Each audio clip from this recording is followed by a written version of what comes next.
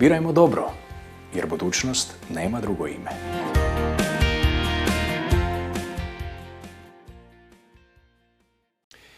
Poštovane gledateljice, poštovani gledatelji, lijepi vam pozdrav. Ja sam Zvonko Franc, a vi gledate Bijelu kroniku. More nam je zagađeno, vode nam je zagađena, zrak nam je zagađen.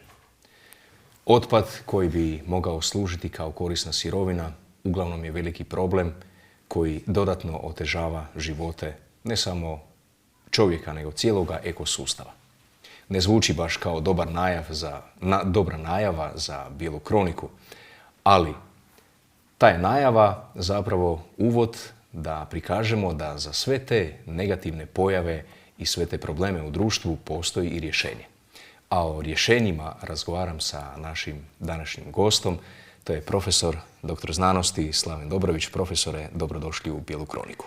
Hvala lijepo, srčno vas pozdravljam i hvala na pozivu.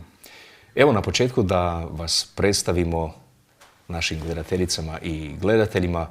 Imali su vas prilike viđati po televiziji, pa i ovih dana će vas viđati i viđaju vas kao političara. No vi ste ponajprije otac, suprug, dobar čovjek, profesor koji je dao svoje vrijeme i svoje sposobnosti i svoje znanje na raspolaganje općemu dobru. Pa ajmo ispočetka krenuti. Rođeni ste 29. kolovoza 1967. godine u Zadru. Kako ste proveli djetinjstvo i kako uopće odabir zvanja da budete profesor na Fakultetu strojarstva i brodogradnje? Da, to je zanimljivo pitanje. Kad se vratimo u djetinjstvo, onda svega je tamo bilo, to znamo svako iz svoje priče. Ja sam rođen u Zadru, otac Dalmatinac, međutim moja majka je iz Bjelovara, tako da ja poznajem u mladosti i svoga dida i babu, dakle Pirovčane, odnosno Zadrane, a isto tako djeda i baku iz Bjelovara. I moram reći da je to u stvari jedno bogatstvo. Ja se sa lijepim osjećajem sjećam tih dana. U principu, sasvim sigurno kad se čovjek vrati tako u te dane, onda mu postane, sad kad bude zreliji i stariji, svjestan toga kako su sve te priče, sve te crtice, sva ta druženja, dakle slušanja, ne znam, pa i izvršavanja nekakvih zadaća, pokupi ovo ili napravi ono ili pojedi to do kraja i tako dalje.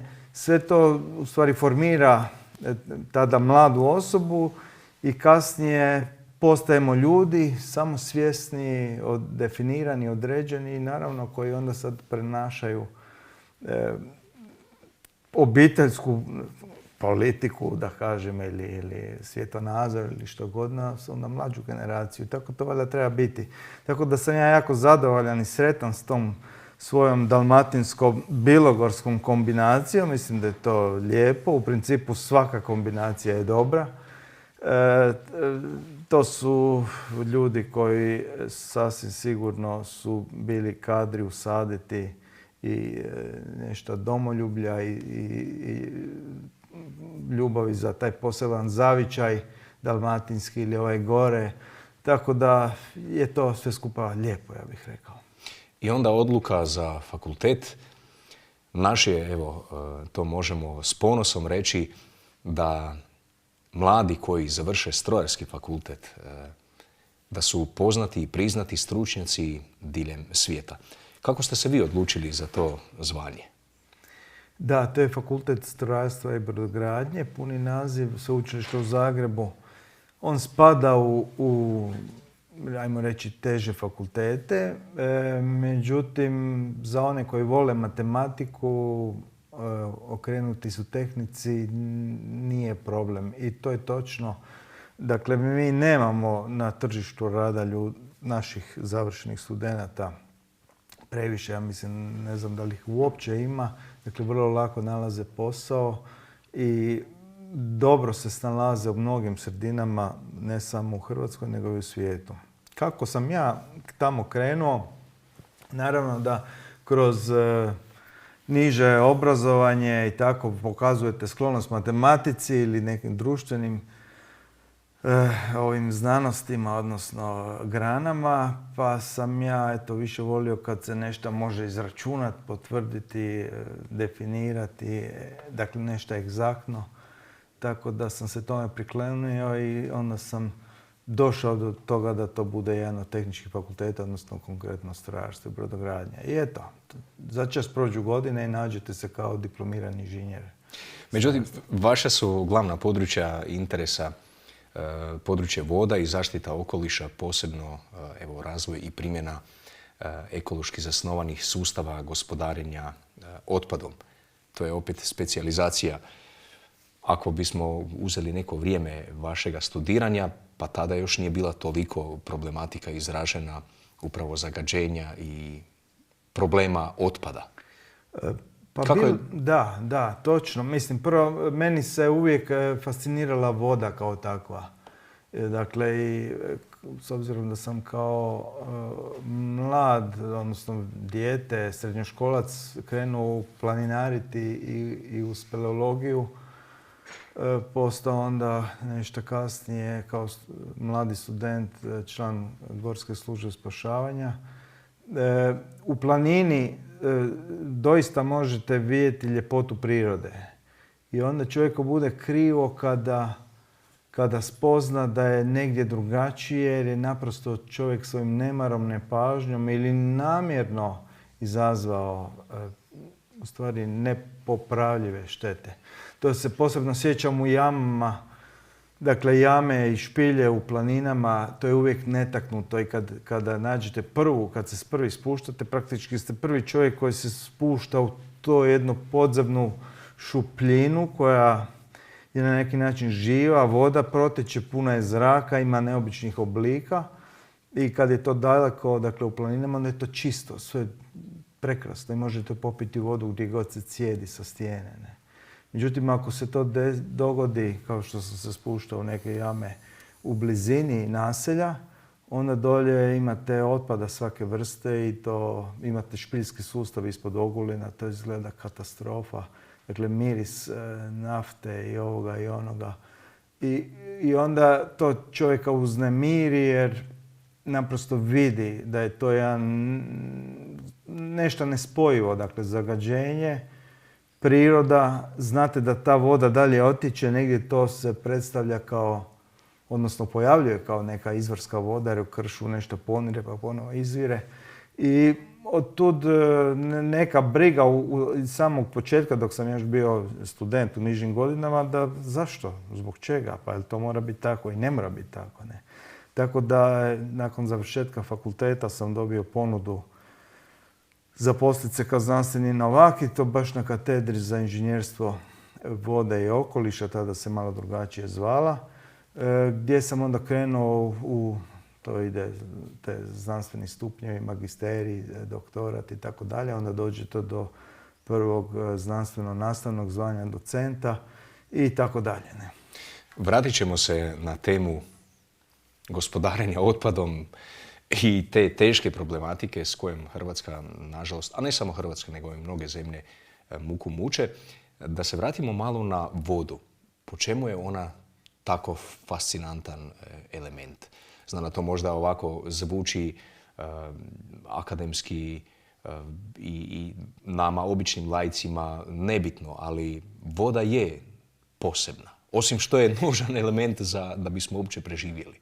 Tako je. Voda je doista posebna, nevjerojatna, neponovljiva, dakle čudesna jedna tvar, bez koje nema praktički ništa. Ne? I ona je toliko važan medij u funkcioniranju ekosustava, života u makro i mikrosferi, da je to strahovito. U stvari u njoj se vidi nekakav potpis stvoriteljev, to je neobično, jer ona, mi kažemo da ima neobična svojstva. Ne? Dakle, prvo voda kao molekula H2O je silno jednostavna i njezin taj tako napisan kemijski sastav implicira da je to nešto trivijalno, da ne može biti trivijalnije H2O. Međutim, to uopće nije tako. Dakle, i kad vi pogledate ta neobična svojstva, jedna od prvih je da sad tu imamo kockicu leda i bacimo u čašu, ta kockica leda bi plivala. Je li to normalno? Pa ne, nije. Svaka krutina tone u svojoj kapljevini, je li tako? Jer je krutina bolje spakirana. Pa onda idete tekućina, odnosno kapljevina, pa je plin, dakle to su agregatna stanja svake tvari, i krutina, odnosno led, nikako ne bi trebalo plivati. Jer ako pliva znači da je manje gustoće, odnosno da je slabije spakirana u prostoru, što je posve neobično. Posve neobično. Kako je to, u čemu je to utemeljeno? Dakle, struktura vode je, da sad ne ulazimo dakle, u tu problematiku koja i nije tako jednostavna, ali to nije sve. Dakle, koja je posljedica toga da led pliva? Ne? Pa zamislite da on tone i kad puhne hladan vjetar na jezeru i rijeci i ohladi se voda ispod točke smrzavanja, stvori se krutina i ona potone. Pa cijelo bi se jezero smrzlo. Jel' tako? Isto je s rijekama, isto je s morem. Ne, ono ostaje gore i štiti tu vodu. Onda imate dalje gustoću, dakle postoji maksimum gustoće. Sad da ne maltretiramo gledatelje, funkcija gustoće. Uvijek se gustoća smanjuje kako se temperatura povećava jer česticama treba više prostora jer su pune energije. A kod vode ima maksimum, a to je kod 4 stupnja. To znači da najgušća voda je 4 stupnja i na dnu nekakvog stratificiranog jezera je to 4 stupnja. To je drugi način zaštite. U stvari, kad to se pogleda, onda je jasno da je voda u stvari stvorena za život. Dakle, ona podržava život u svakom smislu. Dakle, nije to sve, ima niz drugih kao iznimno velik toplinski kapacitet zbog kojeg je u stvari klima prilično povoljna i dalje od ekvatora. Da inače bi to bilo malo drugačije organizirano toplinski po pitanju geografske širine. Dakle, niz toga postoji, tako da meni je bilo jako neobično čuti kada je nama na fakultet došao gostujući jedan profesor koji se bavio jednom od tih svojstava, to je trojna točka vode koja se koristi za umjeravanje termometara. Pa je on držao predavanje javno, jer takav je običaj lijepi da se gostujući profesor održi za zainteresiranu javnost. I onda je on uzeo čašu i rekao da je ovo dokaz da je Bog stvorio svijet. Ja gledam sad moje kolege, ove starije profesore, koji znam da i nisu sad baš jako zadovoljni s takvom konstatacijom. Međutim, to je bilo zanimljivo čuti. Dakle, čovjek iz Londona nama to tumači. Ne? Tako da to je jedna hrabra izjava koju je on izrekao bez problema jer je on iz Londona, ali mislim da je prilično utemeljena. Sad, naveli ste ovdje neke fenomenološke oznake vode kao elementa, kao dara, kao neophodnog sredstva za život. Mi tu istu vodu podrazumijevamo kao ona je tu svuda oko nas, uvijek će biti. Hrvatska je bogata zalihama pitke vode. Negdje je, ako me sjećanje ne vara, u vrhu Europske unije, pa možda čak i svijeta, po količinama pitke vode. Međutim, kakva je situacija, da li imate nekakav podatak s obzirom na zagađenost voda? Evo, možemo svjedočiti tome da u mnogim zemljama razvijenima nemoguće je otvoriti slavinu i napiti se vode. U Hrvatskoj još to uvijek nekako je moguće. U Zagrebu je još uvijek je moguće. Sad kvaliteta vode i situacija s time, da li dovoljno pazimo i čuvamo to bogatstvo? Ja bih odmah odgovorio kratko na ovo zadnje pitanje. Ne činimo dovoljno. Pogotovo danas kad postoje neke sulude stvari, projekti što se protivi zdravom razumu, na to ću se vratiti. Ali idemo na početak. Da, Hrvatska je jako bogata vodom. To je u prvom redu pitanje padalina i tla. I mislim da Hrvatska ima po glavi stanovnika oko 23.000 kubnih metara godišnje. I to je vrh. I mi u principu dakle zaključak je obilujemo vodom. Vode ima sasvim dovoljno. Koliko god trebamo možemo zahvatiti iz prirode bez da se ugrožava. Govorim generalno. Međutim, kako se klima mijenja i kako se, što znači klimatske promjene, dakle nije to samo pitanje ekstremnih temperatura, bilo ovi gore ili dolje, nije to samo pitanje srednjih temperatura, nego i silnih oscilacija, što vidimo i sada u 2 mjeseca smo 4 puta imali od -5 do +20 po par dana, što je suludo. Nego i način padalina. Dakle, ono što nas sad očekuje je red suša, red poplava, otprilike. To je, mijenja se obrazac i srednja vrijednost padalina je nešto što će u stvari pokrivati sve veće ekstreme u smislu minimalnih i maksimalnih i njihova vremenska raspoređenost. Tako da mi sve više i sada, kroz zadnja 2 desetljeća, ja nisam sad detaljno proučavao pitanje padalina, međutim ja znam dobro već da u Slavoniji trpi suše redovito, pogotovo za poljoprivredu. Dakle, poljoprivreda bez navodnjavanja postaje sve veći problem. Isto tako i s Istrom. Dakle, sve veća izloženost. O otocima neću govoriti, to je stvar turizma i tako tamo fali, nedostaje vode ljeti. Nekad dođe puno ljudi na male sustave. Ali drugi dijelovi u principu ne. Iako Zadar sam, recimo, iz kojeg ja dolazim, ja znam da oni nisu pojačali svoje vodoopskrbne sustave, tako da ne mogu pružiti dodatne količine vode. Ali ajmo sada na stanje kvalitete vode. Jer voda, dakle, otkud nam svježa voda? Kiša pada. Pada na tlo, ono se, dobro je da nije sve asfaltirano i betonirano, nego da se kroz tlo prolazi voda. Ona se pritom filtrira. Ona je purificirana, to je destilirana voda, u stvari kišnica. Ona se očisti od ovih nekih prašina, obogaćuje malo mineralima, prolazi i evo je kao čista izvorska voda. I puno je tih izvora koji dan danas po Hrvatskoj, pa evo sljemenski izvori, mislim gotovo svi, netaknuti. Dakle, nema tragova industrije, nema tragova municipalnih, dakle otpadne vode, to je čista voda. Međutim, kad dođemo u ove doline uz rijeke, aluvijalne ove nanose, kud se crpi voda kao Zagreb, onda se tu stvari mijenjaju jer gore imamo poljoprivredu. A poljoprivreda danas sve više je, nažalost, industrializirana. To znači da se ne njeguje tradicionalna poljoprivreda gdje se zajedno ratarstvo i stočarstvo, budući da pruža kruženje tvari, nego ovo ima problem s viškom gnoja, a ovo ima problem sa manjkom organskih tvari, ali svako rješava to na svojem mjestu. I zato se prihranom sa mineralnim gnojivima, u stvari taj dušik MPK, dušik, fosfor, to su glavne hranjive tvari za biljke, urea, dakle opet oblik dušika, on se u tom mineralnom obliku slabo resorbira biljkom, slabo iskorištenje i onda prolazi u podzemlje i podzemne vode koje mi crpimo kao pitku vodu su sve bogatije. Tako da ja se sjećam zagrebačkih voda, imam i te stare izvještaje njihove. Kakva je sad kvaliteta?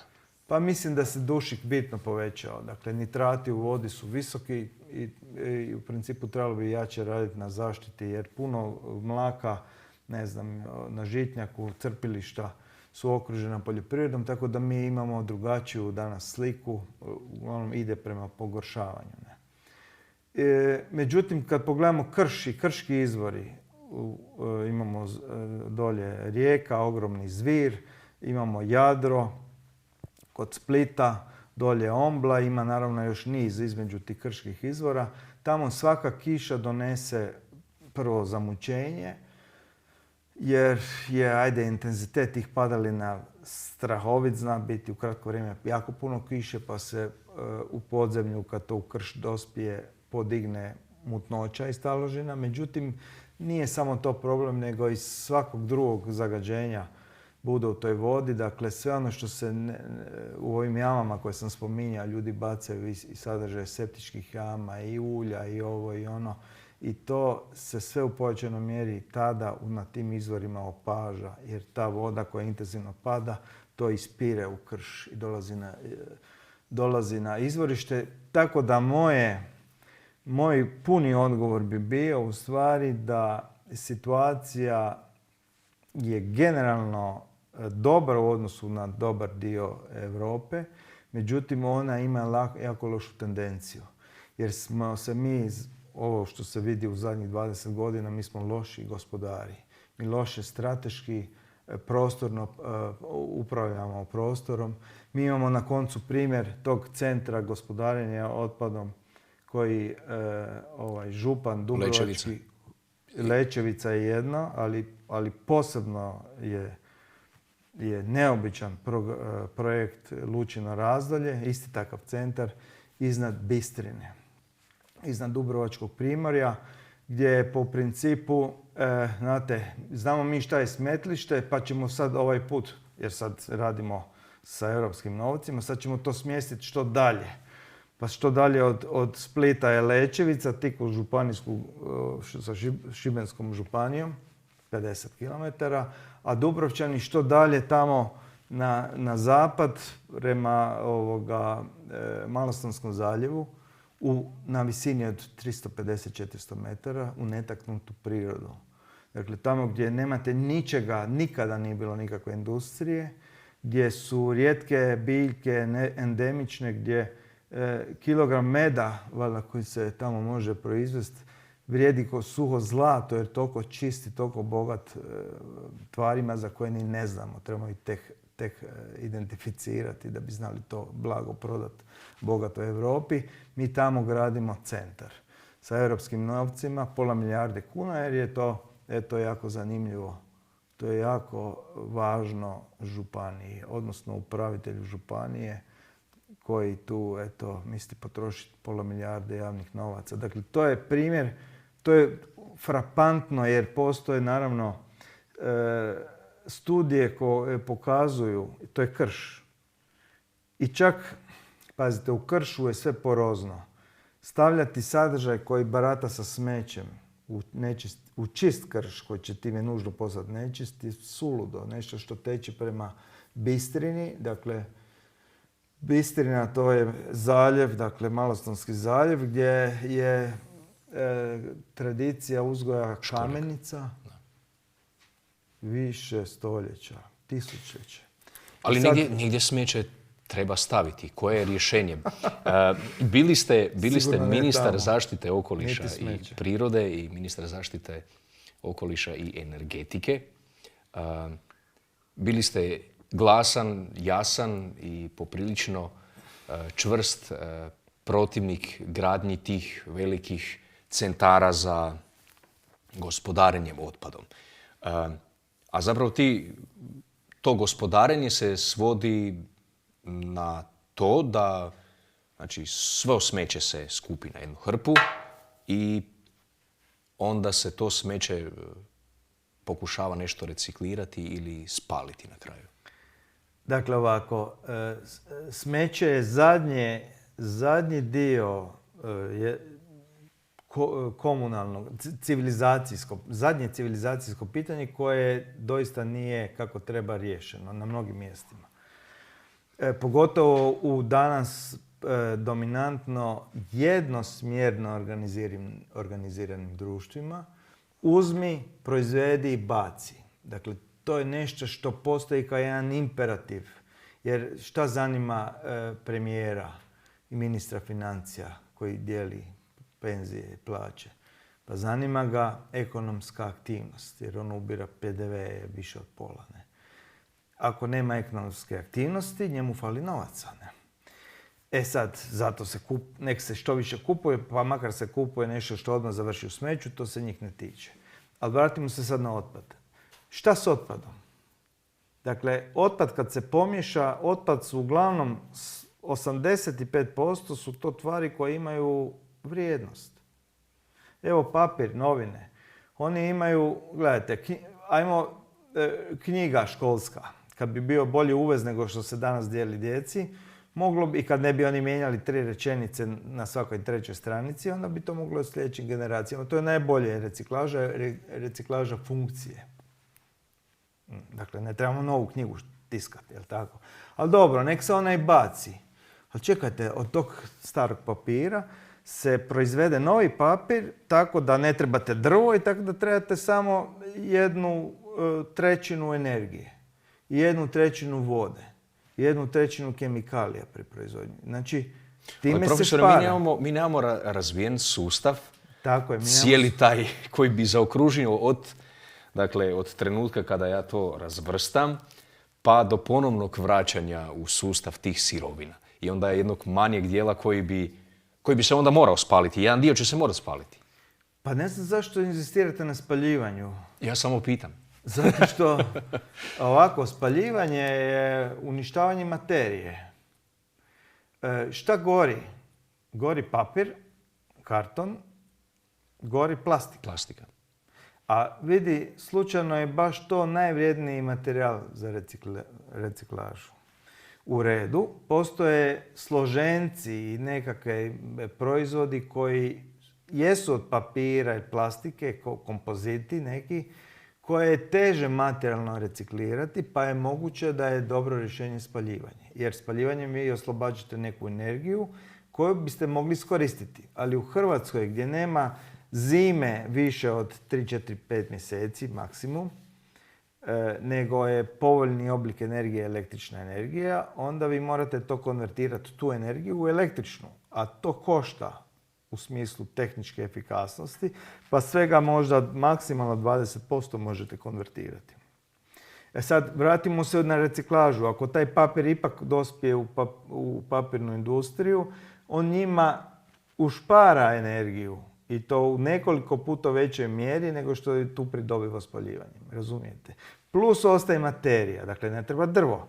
A plus je veća ušteda energetska nego spaljivanjem. Tako je sa plastikom, prema tome treba maksimalno eksploatirati sve mogućnosti reciklaže papira i plastike. Sa staklom je onako tvornica stakla, metal, topionice, aluminij, željezo, šta li već. To je super vrijedan materijal. Elektronika. Pa šta ćete s elektronikom? Morate osigurati sa elektroindustrijom procese da oni znaju šta sa tim njihovim proizvodom nakon upotrebe neki izvole riješiti to. U principu postoje, tu se tehnologije mogu razvijati jer jedan mobitel sadrži i zlata, i ovoga, i onoga, dakle poluvodiča koji su vrijedniji od zlata. Dakle, i sad to bacati negdje da bi se to nešto drobilo u neko gorivo iz otpada, to je suludo. Uglavnom, mi smo tu našu tranziciju u nešto novo osmislili na vrlo loš način. I te realizacije Marišćina i Kaštijun to pokazuju, jer se tamo sve to skupa drobi. Ja sam kao ministar imao prilike doći u posjet pogonu koji je bio pred završetkom, pred probnim radom i kad sam vidio u onoj jami prihvatnoj da je tamo i vidio sam rasvjetno tijelo, neka fluo cijev, komad neke bijele tehnike, komad neke elektronike. Ja sam rekao, pa dobro, vi znate da to ne smije tu unutra biti. Ne? Zašto? Zato što sve to ide u jedan šreder, to je jedan stroj koji to sve usitnjava. Onda se separira, pa se puše, suši. I zato tamo ima problema sa zdravljem ljudi koji unutra rade. I pitanje dana, mislim, to zataškavati, zašto oni to... Oni stalno zataškuju istinu o tragičnosti tog rješenja. Tu i tamo dospije u javnosti nešto protesti dospije, lokalnih... Ali to je, međutim, pazite, nevjerojatno je da u Hrvatskoj postoji toliko jak. Ja sam primijetio da sam premijer nije u kadar bio kad sam mu ja tumačio razloge politike koju ja guram, a to znači ne ti megalomanski centri za preradu smeća, nego reciklažni centri u koje ide odvojeno prikupljeni otpad. Jer kod nas nema cjeline, malo gdje ima cjeline, ima na Krku na koji sam ja gradio tamo 2002. Naravno sa suradnicima, postoje još na par mjesta, u Međimurju je fantastično. Postoji sad i u Osijeku se razvija, međutim Dalmacija je cijela katastrofa. Dakle, kad sam ja njemu tumačio zašto je to važno, on naprosto vidim da nije, tada sam shvatio da on nema snage. Zašto? Zato što on živi u političkom sustavu gdje mora imati političku podršku partije koja ga je gore postavila, to je HDZ-a, koja je strukturirana kroz županijske organizacije, čiji su predsjednici baš župani, upravo oni koji su zainteresirani graditi sa javnim novcem nešto za što oni uopće nisu po zakonu odgovorni. Dakle, županijska razina nije odgovorna za to. Ali sve to skupa smo se raspričali radi toga da probamo pojasniti slušateljima, gledateljima da je zbilja, hoće li uopće, je li moguće, jel ćemo to doživjeti da se u Lučinom Razdolju, kao i na Lećevici, koja isto gravitira na Jadro, izgradi jedan centar tamo u Ljutom kršu, predivan dio, dakle Lećevica, netaknuti dio. Da tamo treba sagraditi centar za postupanje sa smećem, dakle na način kao što je to već u izgrađenim centrima i time stvarajući silnu ugrozu. To znači da ćemo akcelerirati problem kvalitete vode i doista mi nećemo biti u prilici onda u Jadru ili tamo o Bistrini i školjkama se ne usudim niti reći. Dakle, ali svi oni krški izvori koji dan danas su u principu netaknuti, možete doći, zagrabiti i napiti se. Dakle, to je jedna od lijepih stvari u prirodi kad dođete na izvor i vidite po obliku da je bistar, hladan i nemate nikakvih bojazni da ćete s nečim zagrabiti. Obično bude neka čašica, uzmete i napijete se. Dakle, čiste, zdrave, svježe vode. I kad se to jednom uništi, onda je to strašno. Održivi razvoj, to je sintagma koju svi političari vole u zadnje vrijeme često puta spominjati u javnom prostoru, nje ugrađivati u izborne programe. A nažalost, od tog održivog razvoja nema ništa kao što vidimo. Dakle, da zaključimo ovaj dio razgovora gospodarenja otpadom, sustav koji vi zagovarate i koji bi bio najbolji za Hrvatsku i donio najbolje rezultate ako želimo sačuvati tu kvalitetu i te vrijednosti koje imamo, bazira se upravo na tome da se otpad sortira, da se on reciklira, da se ono što je moguće ponovno vrati u upotrebu i da na kraju ne ostane smeće koje bi onda trebalo spaljivati. Hrvatska se na kraju odlučila na te megalomanske centre i koliko mi je poznato, Hrvatska već plaća neke penale s obzirom na gospodarenje otpadom. Pa ne plaća samo je uvriježen sustav unutar Hrvatske na temelju udaljenosti od ciljeva, odnosno statistike od, 2015. ili šta su stavili, ali ne prema vani. Ne prema vani. Dakle, bude plaćala. Da, dobro ste rekli, održivi razvoj, to je jedna sintagma koju se rado koristi, ali kao jedan jezični ukras, rekao bih, bez jasnog sadržaja. I vrlo rado se koristi. Kao vidimo sad je i službeni naziv ministarstva.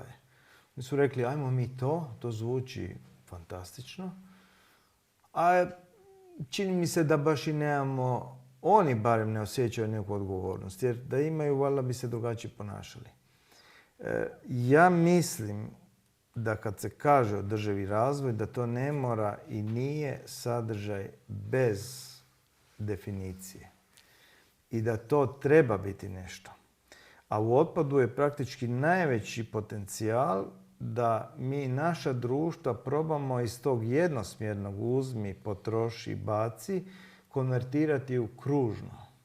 gdje ćemo mi opet u kutiji, dakle tu gdje mi koristimo i boravimo i konzumiramo, imati isto. Mi ćemo i dalje konzumirati za šta imamo novaca, koje su nam navike, šta volimo, od tržišta uzmemo. Međutim, način na koji mi sa svojom okolinom komuniciramo je drugačiji. Tako da naš biorazgradivi otpad ne ide u istu vreću sa svim i svačim i ne stvara smeće, nego ide u jedan poseban režim i proizvodi se kompost. I taj kompost, pa to je jasno, mislim, pazite, govorili smo o djedovima i bakama. Pa moja baka iz Bjelovara, rođena valjda 909. Pa ona je sve znala o kompostu, ona je to radila. Ja sam to vidio tamo kad sam imao 6 godina. Ne? Kompost u sred Bjelovara. Moj djed, ovaj iz Dalmacije i baba, pa kako smeće. Dakle, biorazgradivi otpad se sa spontanom mikrobiološkom reakcijom, mi možemo to reći prirodnom reakcijom, konvertira, razgrađuje u oblike koje su podesne opet za rast biljke. I točka. I to isto ide zajedno sa ovim fecesom životinja.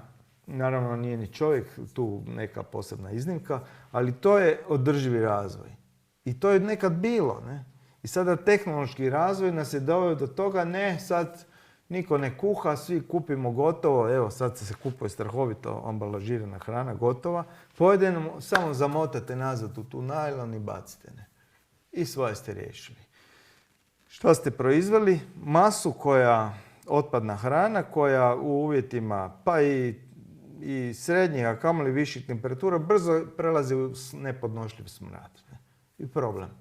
Zajedno sa papirom i plastikom kvari reciklabilna svojstva tih drugih materijala i imamo čudo. Dakle, i mi u otpadu od moguće pozitive, jer svaka odvojena prikupljena tvar uredno, papir posebno je vrijedan. Plastika ima posla, ali još vrijedniji. Ali ima posla. Sortirnica i tako dalje. Međutim, od te neke moguće vrijednosti miješanjem se prebacujete odmah u negativnu. Dođete negdje gdje više ne možete pitati nekog koliko ćete uzeti za to. Nego vi morate dati otpad i platiti. I to su ti čuveni te tehnolozi. I meni stalno dolaze, javljaju se ljudi sa savršenim tehnologijama koje, ne znam, katalitička depolimerizacija ili ne znam ovo ili ono, visoki tlak, hidriranje, ne znam koje je šta, neke, mislim, postojeće neke tehnologije, ali za miješani komunalni otpad, ja kažem, ok, sjajno, to je skupo, a koliko vi plaćate to, ne? I niko ne plaća otpad, ne? Nego pita još 300, 400, 500 eura po toni. Ne?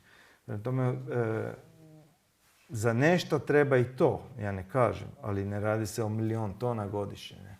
Prema tome, ako imamo 400-500 tisuća tona biorazgradivog otpada, to se može konvertirati u 250 tisuća tona komposta, koje na koncu ljudi kupuju sad u proljeće, hoće cvijeće, hoće... Uvozni. Da, uvoze, a eto, tržišta su tu. Mislim, slobodno tržište, mi smo dio Europe, ne možemo prigovoriti tome, zar ne? Tema je doista ogromna, puno je tu problema, a toliko toga bi vas htio pitati. Bili ste spomenuli još jednu od vrlo zanimljivih i popularnih sintagmi, a to je klimatske promjene. Sad, s jedne strane imamo one koji kažu da je to zapravo farsa, da to nije istina, da se to ne događa, do opet onih drugih ekstremnih koji bi najradije proveli čišćenje i to najgore genocidne vrste, potamaniti par milijardi ljudi, jer čovjek je na kraju najveći uzročnik klimatskih promjena. Što je na kraju istina? Da, šta je na koncu istina? Istina je da problem postoji i da problem nije samo puko okolišni. Dakle, radi se o kompleksnom problemu, društvenom problemu. I sve je povezano i tu stvari postoji jedan misterij mnogostrukih odnosa među svega i svačega. Posljedica definitivno jest da je okoliš ugrožen. I ako promatramo posebno cjeline, moru danas imate toliko plastike i taj problem je toliko golem da mi u stvari kao da za sad skrivamo pogled od toga, ne? Poput Noeve glave u pijesku. Jer se plastika baca, dakle niko o tome, međunarodno more, znate, to je povezano i sa tim pravnim sustavom, međunarodno more je jači kvači. Dakle, možete otići sa svojom flotom, pobacati što god da se volja, dakle, u more. Atmosfera je zajednička, oceani su zajednički, pa i često vode su zajedničke. Dakle, rijetko gdje neka zemlja ima neko svoje veliko vodeno tijelo, uvijek se radi o vodi koja prelazi iz viših, nižeg područja i znamo da postoje ogromni sporovi granični, dakle, oko vode. Prema tome, problem na koncu klimatskih promjena postoji. Naravno da postoje određene skupine koje to negiraju. Dakle, climate change, pa neko kaže ne, to nije točno. Mislim da je konsenzus znanstveni neupitan, dakle, da tu nema dvojbe.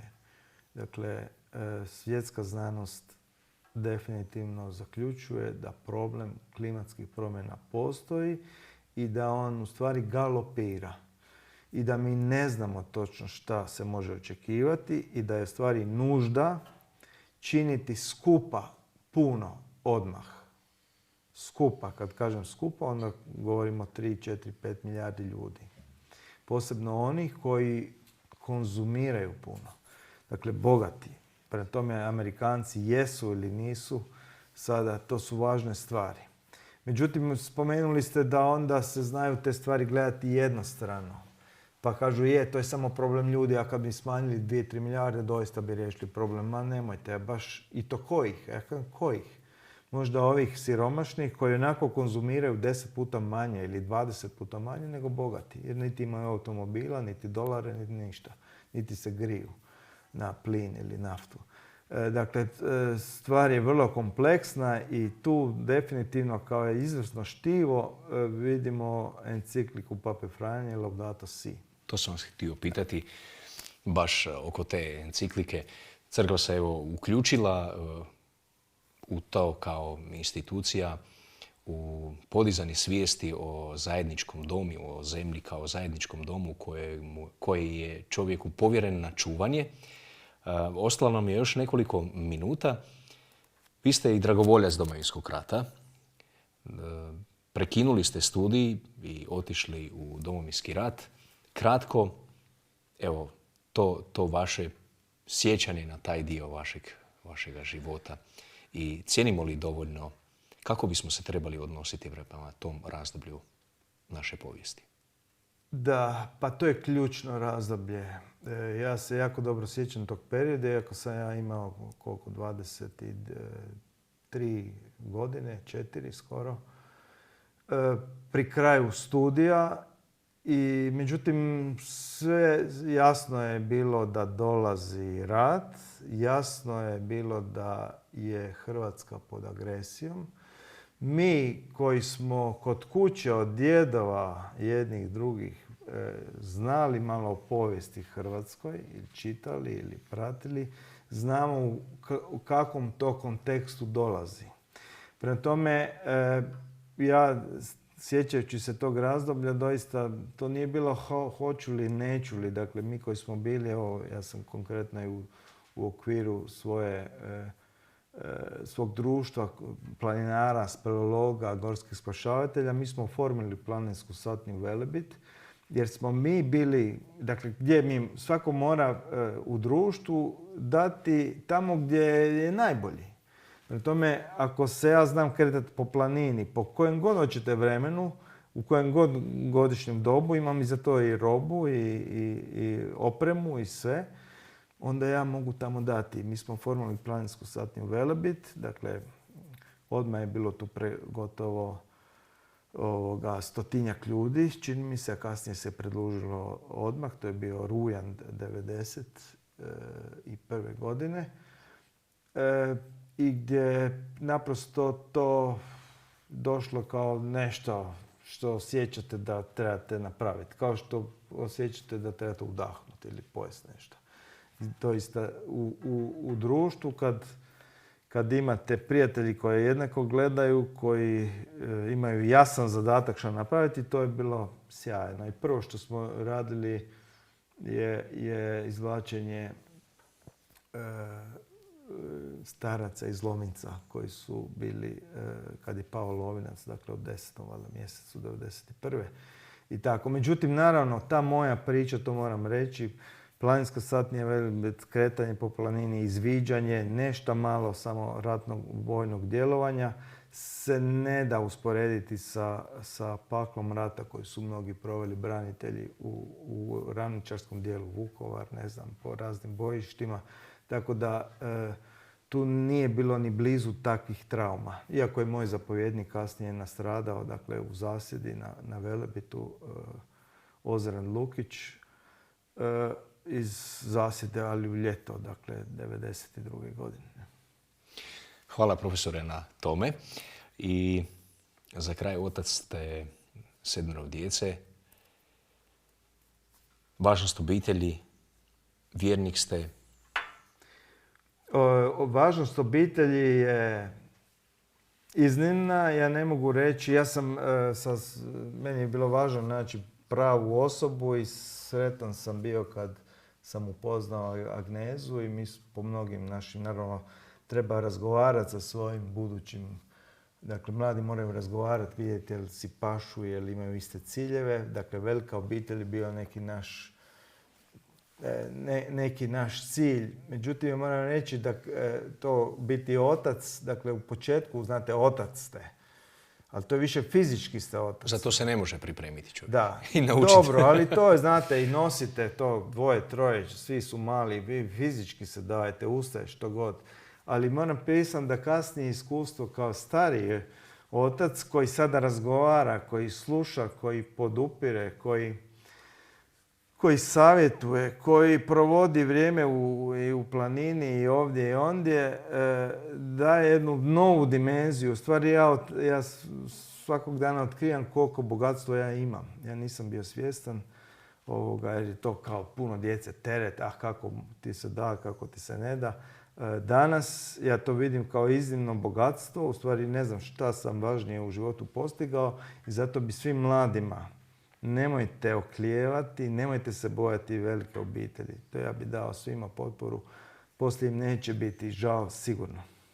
I za kraj jedno pitanje koje vas je sigurno, su i vaša djeca i vaša supruga, vam je barem jedanput rekla. Što vam je trebao ulazak u politiku?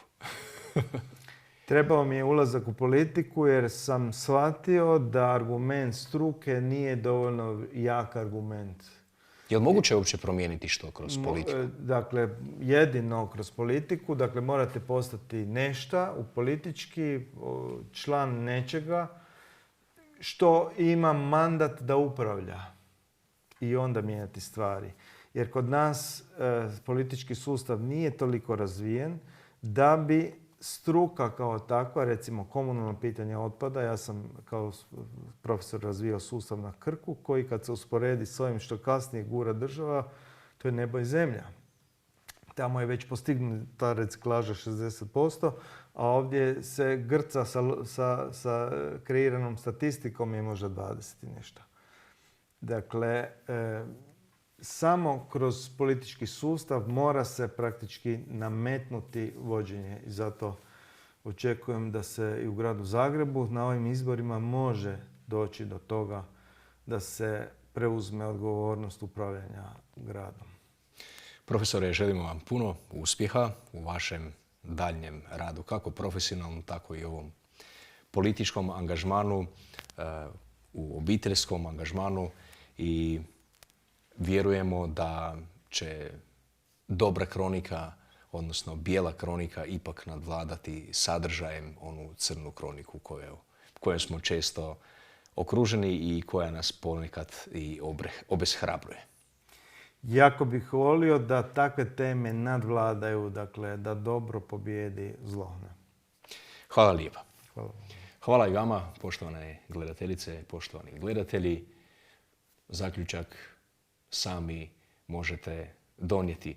Ono što je naša poruka na kraju je da promjena počinje od svakoga od nas. U našim konkretnim životnim sredinama, u našim konkretnim životima. Lijepi vam pozdrav do idućega susreta. Ostanite na dobroj strani, birajte dobro jer budućnost nema drugo ime.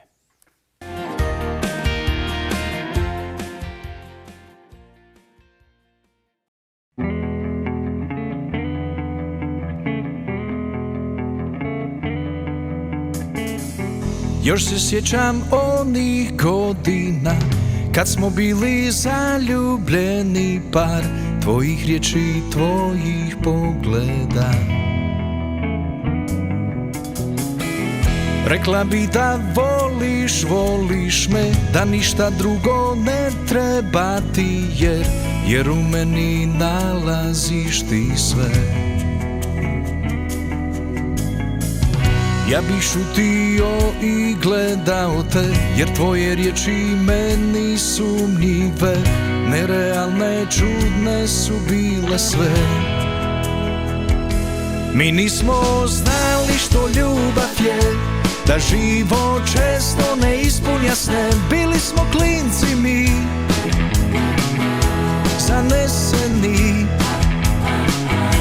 Mi nismo znali što ljubav je, da život često ne ispunja sne. Bili smo klinci mi, zaneseni. Po prvi puta zaljubljeni.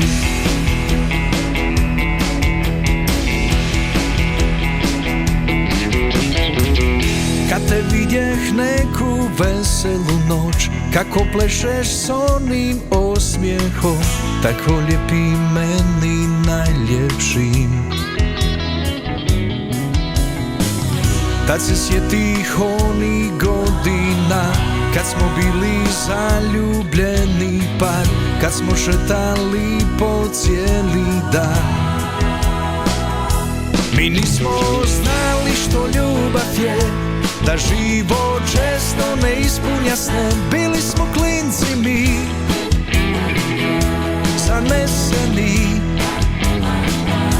Mi nismo znali što ljubav je, da život često ne ispunja sne. Bili smo klinci mi, zaneseni. Po prvi puta zaljubljeni.